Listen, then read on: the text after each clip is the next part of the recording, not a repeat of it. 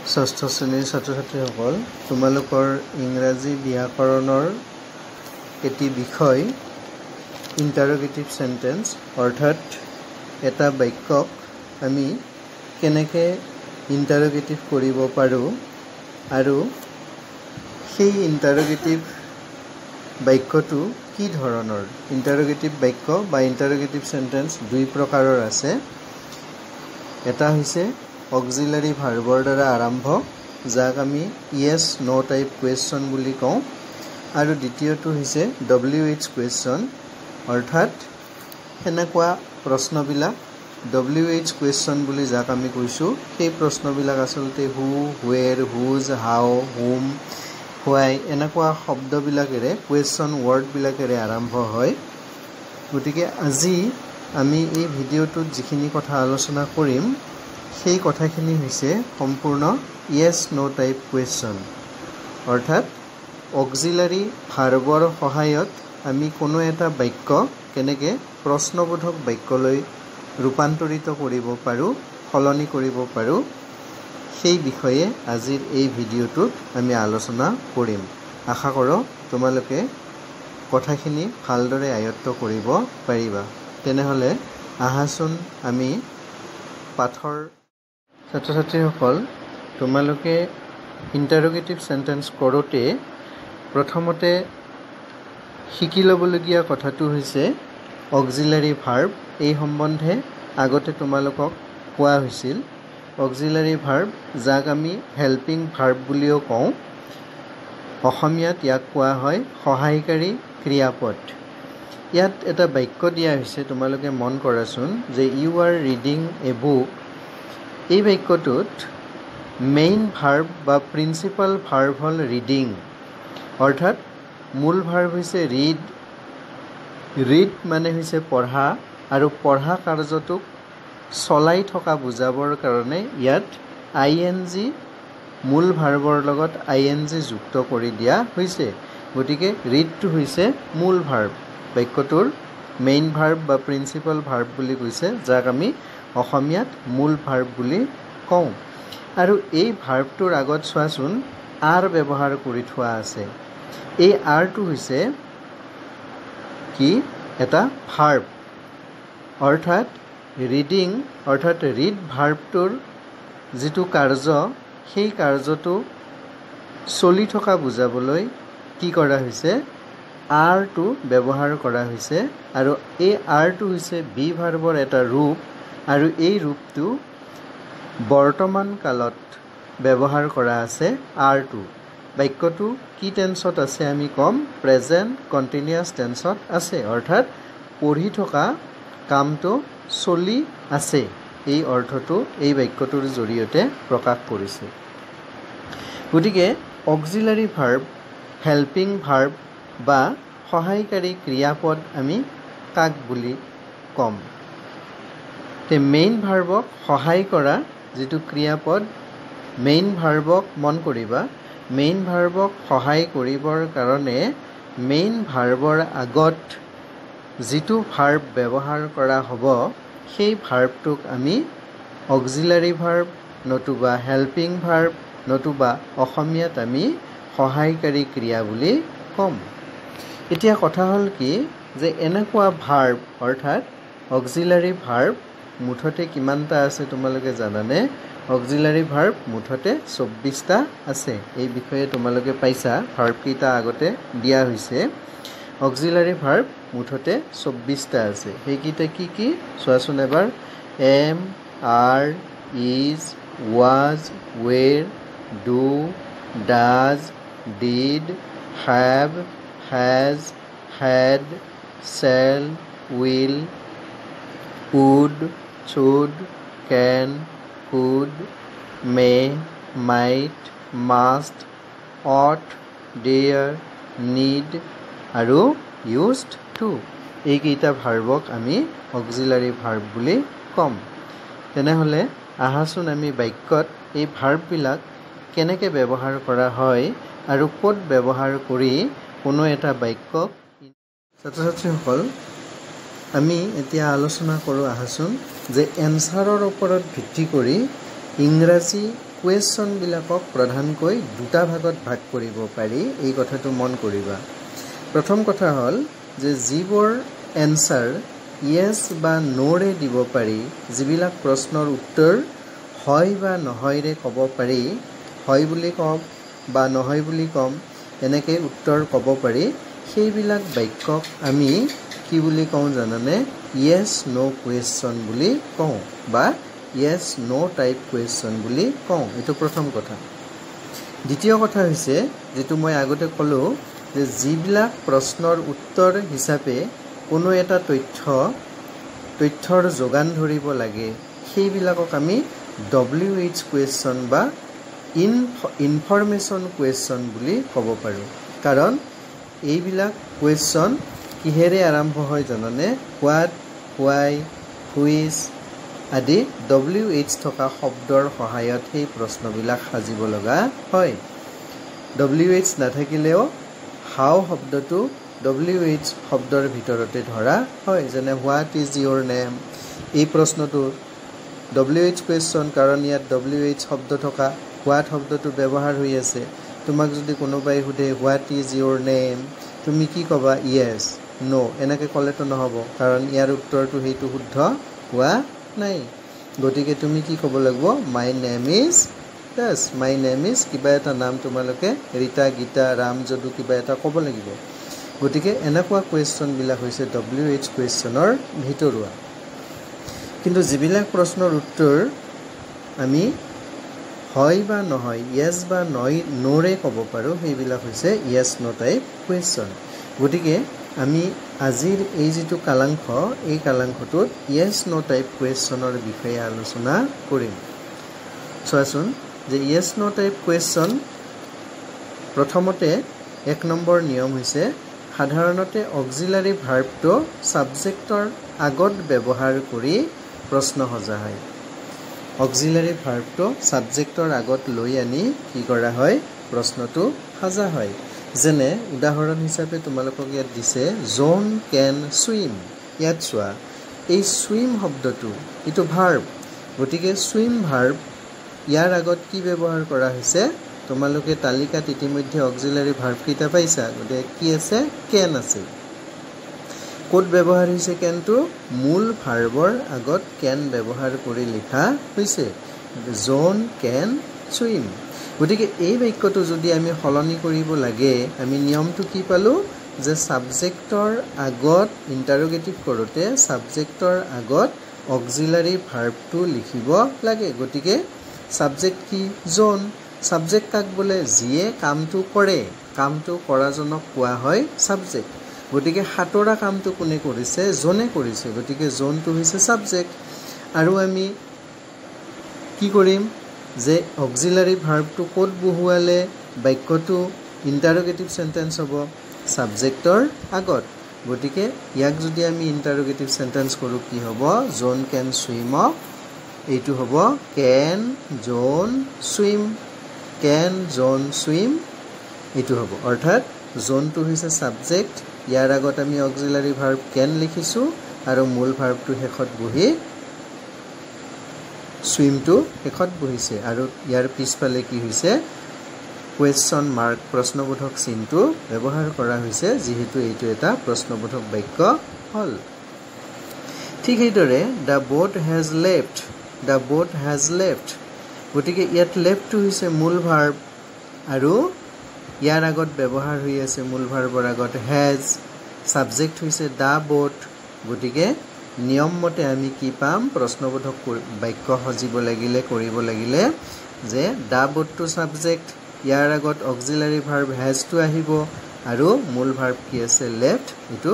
শেষৰ ফালে ব্যৱহাৰ হৈছে আৰু বাক্যটোৰ শেষত প্ৰশ্নবোধক চিহ্ন আমি ব্যৱহাৰ কৰিছো কুৱেশ্যন মাৰ্ক এইটো হৈছে প্ৰথম কথা প্ৰথম নিয়মৰ প্ৰথম কথা দ্বিতীয় নিয়মটো দিছে আমাক কিছোৱা কেইবাটাও অক্সিলাৰী ভাৰ্ব ব্যৱহাৰ কৰিবলগীয়া হলে কেৱল প্ৰথমটোহে সাবজেক্টৰ আগলৈ আহে যেনে the girl has been dancing for many hours ইয়াতে চোৱা কি আছে has আছে many আছে has আছে তাৰ পিছত been আছে হেজ বিন এইবিলাক আছে গতিকে ইয়াত কি হ'ব আমি নিয়ম মতে কি পাম যে কেৱল প্ৰথমটোহে ছাবজেক্টৰ আগলৈ আহে ইয়াত প্ৰথম অক্সিলাৰী ভাৰ্ব কোনটো আছে হেজ আছে the girls has been dancing for many hours ইয়াত হেজ আৰু বিনৰ হেজটো প্ৰথমতে আছে গতিকে কি হৈছে the girl been dancing for many hours has the girls been dancing for many hours yet girls to hoy ki hobo girl hobo lage karon jodi girls hoy yat have holeten kintu yat ki hoyese has dise gotike etu girl hobo girls na hoy orthat subject to jodi singular number hoy tar logot has bohe আৰু যদি সাবজেক্টটো plural number হয় তাৰ লগত have বহিব গতিকে ইয়াত হয়তো ভুল আছে তোমালোকে কি লিখিবা দ্য গাৰ্ল হ্যাজ লিখিবা গাৰ্লছ টু গাৰ্ল কৰি লৈ হ্যাজ লিখিবা গতিকে চোৱা প্ৰথম অক্সিলাৰী আছে হ্যাজ গতিকে হ্যাজ টু দা গাৰ্লৰ আগত আহিল হ্যাজ দা গাৰ্ল তাৰ পিছত বিন টু কি হৈ থাকিল বিন হৈ নিজৰ ঠাইত থাকি গল ডেন্সিং টু মূল ভাৰ্ব for many hours বাকি অংশখিনি একে আছে আৰু হেকত আমি প্ৰশ্নবোধক বাক্য ব্যৱহাৰ কৰিছো প্ৰশ্নবোধক চিন ব্যৱহাৰ কৰিছো তাৰ পিছৰ বাক্যটো চোৱা it must have been done by us একে কথা it must have been done by us ইয়াত কি হৈছে প্ৰথমতে আমি কোনটো অক্সিলাৰী পাইছো must পাইছো কি পাইছো must পাইছো গতিকে must to ইন্টাৰোগেটিভ কৰোতে মাষ্টটো আমি আগত আনিম যেহেতু নিয়মত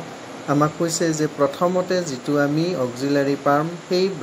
সেই অক্সিলাৰীটোৰে বাক্যটো সাজিব লাগে গতিকে কি হ'ব মাষ্ট ইট আৰু ইয়াত সাবজেক্ট হিচাপে কি ব্যৱহাৰ কৰা আছে ইট আছে গতিকে it must have been done by us এইটো কি হ'ব নিয়ম মতে 2 নম্বৰ নিয়ম মতে মাষ্ট ইট হ্যাভ বিন নিজৰ ঠাইত আছে হ্যাভ বিন নিজৰ ঠাইত আছে ডান বাই আস হেকত প্ৰশ্নবোধক চিন ব্যৱহাৰ কৰা হৈছে 3 নম্বৰ নিয়মটো আছে যে মূল ভাৰ্বটোৰ লগত অক্সিলাৰী ভাৰ্ব নাথাকিলে দূৰ সহায় লৈ প্ৰশ্নবোধক বাক্য বা কোৱেশ্চন কৰিব লাগে অৰ্থাৎ কেতিয়াবা কি হয় অক্সিলাৰী ভাৰ্ব মূল ভাৰ্বৰ লগত কিছুমান বাক্যত নাথাকিব পাৰে যেনে ইয়াত দিয়া আছে যে she likes গীতা ইয়াত likes to হৈছে ভাৰ্ব গতিকে ইয়াত চোৱাচোন তুমি অক্সিলাৰী ভাৰ্ব যি 24টা পাইছিলা এই 24টা ভাৰ্বৰ এটাও এই বাক্যটোত ব্যৱহাৰ হৈ থকা নাই লাইক টু হৈছে মূল ভাৰ্ব গতিকে এনেকুৱা বাক্যবিলাক যিবিলাক বাক্যত মূল ভাৰ্বৰ আগত ডু ব্যৱহাৰ হৈ নাথাকিব বা কোনো ধৰণৰ এটাও অক্সিলাৰী ভাৰ্ব ব্যৱহাৰ হৈ নাথাকিব তেনেকুৱা বাক্যবিলাকক আমি ইন্টাৰোগেটিভ সেন্টেন্স কৰোতে কি কৰিম ইন্টাৰোগেটিভ সেন্টেন্স কৰোতে আমাৰ এটা উপায় আছে সেই উপায়টো হৈছে যে ডু ভাৰ্বৰ সহায় ল'ব লাগে কেনেকৈ সহায় ল'ব লাগে যে বাক্যটো যেটো টেন্সত থাকে সেই টেন্সত ডু ভাৰ্বৰ সহায় ল'ব লাগে এতিয়া তুমি চোৱা she likes গীতা এই বাক্যটো সিম্পল প্ৰেজেন্ট টেন্সৰ এটা বাক্য গতিকে she likes Gita simple present টেন্সত যেহেতু বাক্যটো আছে গতিকে ডু ভাৰ্ব লওতে আমি ডু ভাৰ্বৰ প্ৰেজেন্ট টেন্সৰ যেটো ৰূপ ডু এই ডু ৰূপটোৱে লৈ লম গতিকে ইয়াত আমি বাক্যটো হাজিম বা বাক্যটো হাজি দিছে আমাক কেনেকে ডাজ she like গীতা ইয়াত ডু টু ডাজ হ'ব কাৰণ she আছে she to third person singular number গতিকে থাৰ্ড পাৰসন সিঙ্গুলাৰ নাম্বাৰ হোৱা কাৰণে সাবজেক্টটো ডু ভাৰ্বৰ লগত কি আহিল es আহি যোগ হল গতিকে কি হল ডাজ she টু সাবজেক্ট সিৰ আগত ডাজ আহিল ডু ভাৰ্ব আহিল মূল ভাৰ্বটো সাবজেক্টৰ পিছত থাকিল গতিকে কি হল ডাজ she like গীতা প্ৰশ্নবোধক চিনটো এখত বহিল পিছৰ বাক্যটো চোৱা it rained last night ইয়াতো অক্সিলাৰী ভাৰ্ব নাই এই বাক্যটোতো অক্সিলাৰী ভাৰ্ব নাই গতিকে ইয়াতো rained আছে নহয় মূল ভাৰ্বটো rain ৰেইনটো কি হৈ আছে ৰেইনড হৈ আছে গতিকে এইটো পাষ্ট টেন্স পিছফালে ই ডি লগ লাগি আছে পাষ্ট টেন্স গতিকে পাষ্ট টেন্সত যদি ডু ভাৰ্বৰ সহায় ল'ব লগা হয় তেতিয়া কি হ'ব ডুৰ পাষ্ট টেন্স কি হ'ব ডিড হ'ব গতিকে ইয়াত কি কৰিছে চোৱা ডিড ৰেইন লাষ্ট নাইট আৰু ইয়াত ডিডটো আনা কাৰণে ৰেইনটোৰ ই ডিটো গুচি গৈ পেলাই কি হ'ল ৰেইন হ'ল did rain last night interrogative sentence পিছফালে কুৱেশ্যন মাৰ্ক ব্যৱহাৰ কৰা হৈছে ঠিক সেইদৰে they take ice cream simple present টেন্সৰ বাক্য ইয়াতো অক্সিলাৰী ভাৰ্ব নাই মন কৰিবা ইয়াতো অক্সিলাৰী ভাৰ্ব নাই গতিকে আমি কি কৰিম আমাক নিয়মত কোৱা মতে 3 নম্বৰ নিয়মত কোৱা মতে ডু ভাৰ্বৰ আমি সহায় ল'ম গতিকে বাক্যটো যেহেতু প্ৰেজেণ্ট টেন্সত আছে গতিকে প্ৰেজেণ্ট টেন্সত আমি ডু ভাৰ্বৰ সহায় লৈ বাক্যটো লিখিম কি লিখিছে ডু দে টেক আইচক্ৰীম গতিকে পিছফালে প্ৰশ্নবোধক চিন ব্যৱহাৰ হৈছে ডে টু ছাবজেক্টৰ আগত ডু ভাৰ্ব ব্যৱহাৰ হৈছে আৰু ছাবজেক্টৰ পিছফালে কি হৈছে টেক যিটো মেইন ভাৰ্ব এই মেইন ভাৰ্বটো ব্যৱহাৰ কৰা হৈছে 4 নম্বৰ নিয়মটো চোৱা যে মূল ভাৰ্বটো বি মানে হৈছে বি ভাৰ্বৰ এই 5টা ৰূপ কি ৰূপ বি ভাৰ্বৰ 5টা ৰূপ আছে এম ইজ আৰ এই 3টা প্ৰেজেণ্ট টেন্সৰ ৰূপ আৰু ৱাজ আৰু ৱেৰ এই 2টা হৈছে পাষ্ট টেন্সত বি ভাৰ্বৰ প্ৰেজেণ্ট টেন্সৰ ৰূপ হৈছে এম ইজ আৰ আৰু পাষ্ট টেন্সৰ ৰূপ হৈছে ৱাজ আৰু ৱেৰ গতিকে মূল ভাৰ্বটো বি ভাৰ্বৰ এইকেইটা ৰূপ নাইবা হেভ হেজ হেড যদি হয় তেতিয়া কি হয় ভাৰ্বটোকে ছাবজেক্টৰ আগলৈ আনি কুৱেশ্যন কৰা হয় ভাৰ্বটোক ছাবজেক্টৰ আগলৈ লৈ অনা হয় আৰু কুৱেশ্যন কৰা হয় যেনে হি ইজ এ ডক্টৰ এইটো আৰু সহজ হি ইজ এ ডক্টৰ এতিয়া আমি কি কৰিম ইয়াত ইজ ব্যৱহাৰ হৈ আছে অক্সিলাৰী ভাৰ্ব আছে গতিকে ইজটো ছাবজেক্টৰ আগত লৈ আহা ছাবজেক্ট হৈছে হি এতিয়া তাৰপিছত কি লিখিবা ডক্টৰটো শেষত যাব গতিকে কি হ'ব ইজ হি এ ডক্টৰ শেষত প্ৰশ্নবোধক চিন তাৰপিছত you were happy in those days তোমালোকে গম পাবা যে ইয়াত ৱেৰ ব্যৱহাৰ হৈ আছে বাক্যটো পাষ্ট টেন্সত ৱেৰটো বি ভাৰ্বৰ এটা ৰূপ অক্সিলাৰী ভাৰ্ব গতিকে কি হ'ব ৱেৰটো তুমি আগত আনিবা ইউটো পিছত দিবা ইউটো subject were you happy in those days আৰু প্ৰশ্নবোধক চিনটো পিছত লৈ আহিবা এতিয়া তোমালোকক এটা কথা ক'বলগীয়া থাকিল সেই কথাটো হৈছে যে যিটো আমি ছাবজেক্টৰ কথা কৈ আছোঁ ছাবজেক্ট কি ছাবজেক্ট কাক বোলে ছাবজেক্ট এইটোৱে সহজকৈ যদি আমি ক'ব খোজোঁ তেতিয়া আমি ক'ম যে বাক্যত যিটো বস্তুৱে বা যিটো মানুহে বা যিটো ব্যক্তিয়ে কোনো এটা কাৰ্য কৰা বুজাই তেওঁক আমি ছাবজেক্ট বুলি ধৰিম ছাবজেক্ট যিয়ে কাম এটা কৰে তেওঁৱেই হৈছে বাক্যটোত ছাবজেক্ট উলিওৱাৰ নিয়ম কি বাক্যটোত তুমি চাবা যে বাক্যটোত যি কাম কৰা বুজাইছে সেই কামটো কোনে কৰিছে কোনে সম্পন্ন কৰিছে যিয়ে সম্পন্ন কৰিছে তেওঁকেই আমি ছাবজেক্ট হিচাপে ধৰিম এই কথাটো মন কৰিবা আৰু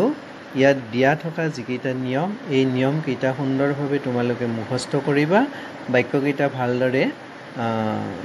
চাবা ভিডিঅ'টো শুনি বাক্যকেইটা ভালদৰে চাবা আৰু বুজি লোৱাৰ যত্ন কৰিবা ইয়াৰ